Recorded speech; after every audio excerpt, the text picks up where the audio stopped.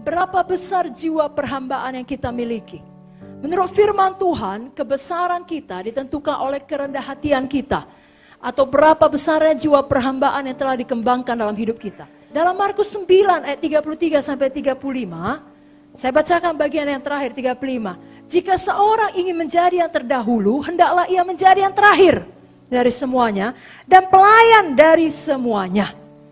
Dalam Markus 10 ayat 37, 41 sampai 45, saya bacakan juga ayat terakhir. Barang siapa ingin menjadi besar di antara kamu, hendaklah ia menjadi pelayanmu. Barang siapa ingin menjadi yang terkemuka di antara kamu, hendaklah ia menjadi hamba untuk semuanya. Karena anak manusia juga datang bukan untuk dilayani, melainkan untuk melayani dan untuk memberikan nyawanya menjadi tebusan bagi banyak orang. Bagaimana ciri-ciri seorang hamba? Mari kita cek, adakah ini sudah kita miliki? Kalau belum, mari kita bertumbuh. Seorang hamba mau berdedikasi pada orang lain. Jadi bukan untuk dirinya, tapi membaktikan hidupnya untuk keperluan orang lain. Ini kebalikan daripada orang yang egois, yang hanya memikirkan dirinya sendiri. Seorang hamba yang kedua tidak suka menuntut. Saudara berhak atas hal itu, tapi saudara tidak tuntut. Amin, saudaraku. Seorang hamba tidak bebas.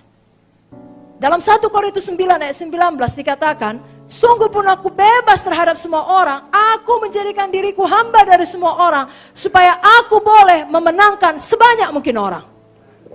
Amin. 2 Timotius 2 ayat 10, karena itu aku sabar menanggung semuanya bagi orang-orang pilihan Allah. Seorang hamba tidak merasa perlu mempertahankan reputasi. Seperti yang dikatakan Tuhan Yesus dalam Filipi 2 ayat 6-8, walaupun dalam rupa Allah, tidak menganggap kesetaraan dengan Allah sebagai milik yang harus dipertahankan, melainkan telah mengosongkan dirinya. Makanya ada ayat, serigala punya liang, anak manusia tidak punya tempat meletakkan kepala. Seorang hamba tidak sombong. Dia tidak berjiwa seorang tuan dan tidak cepat sakit hati. Seorang hamba melakukan lebih daripada yang ditugaskan. Jadi bukan kurang, lebih. Lukas 17 ayat 7-10. Siapa di antara kamu punya seorang hamba yang membaja atau mengembalakan ternak baginya, akan berkata kepada hamba itu setelah ia pulang dari ladang, mari segera makan. Bukankah sebaliknya ia akan berkata kepada hamba itu, sediakan makananku, ikat pinggangmu, layani aku sampai aku selesai makan dan minum. Sudah itu baru boleh kau makan dan minum. Adakah kemudian ia berterima kasih kepada hamba itu karena hamba itu telah melakukan yang ditugaskan kepadanya? Tidak. Demikian jugalah kamu. Apabila kamu telah melakukan segala sesuatu yang tugaskan kepadamu, hendaklah kamu berkata, kami adalah hamba-hamba yang tidak berguna. Kami hanya melakukan apa yang harus kami lakukan. Saudaraku, seorang hamba adalah seorang yang memiliki hadirat Tuhan. Kenapa? Karena Tuhan bersemayam dengan orang-orang yang remuk hatinya. Tuhan membenci orang yang sombong. Saya mau ceritakan kisah Daud. Saya bacakan 2 Samuel. Saudaraku, Daud ini, saudara ingatlah, ini contoh hamba Tuhan sejati. Contoh seorang pembawa senjata yang sejati. Pembawa senjata Saul. Betapa rusuhnya hidup Daud. Udah diurapi, tidak jadi raja. Karena dikejar-kejar oleh Saul yang hendak membunuh nyawanya. Betapa banyaknya penderitaan yang dialami Daud oleh karena satu manusia yang bernama Saul ini.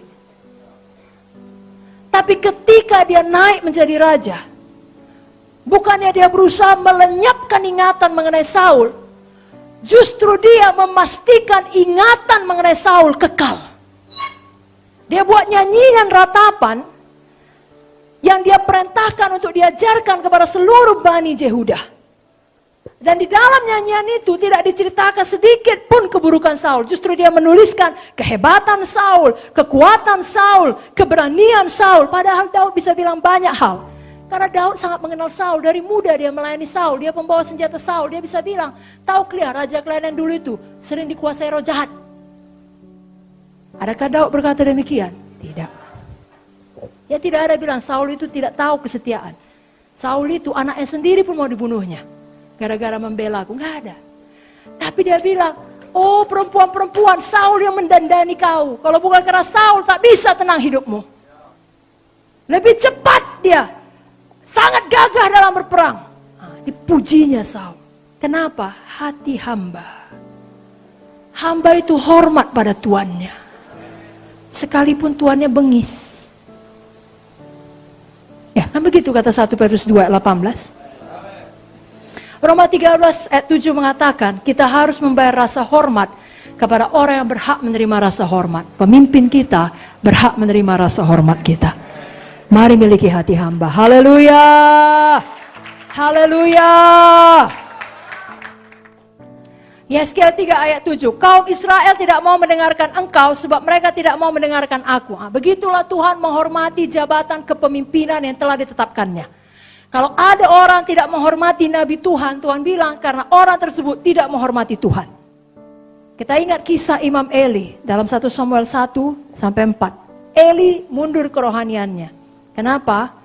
Pada waktu itu ada orang berdoa namanya Hana, berdoa dengan sungguh-sungguh, dikiranya mabuk. Biasanya kita suka menuduh orang yang kita sendiri selalu lakukan. Kalau kita curiga orang bohong sama kita, sebenarnya kitanya yang suka bohong. Karena kalau kita nggak pernah bohong, kita nggak curiga orang bohong, nggak sampai situ pikiran kita. Jadi di sini kita melihat penting kali kita mempunyai sikap hati yang benar terhadap pemimpin kita. Amin.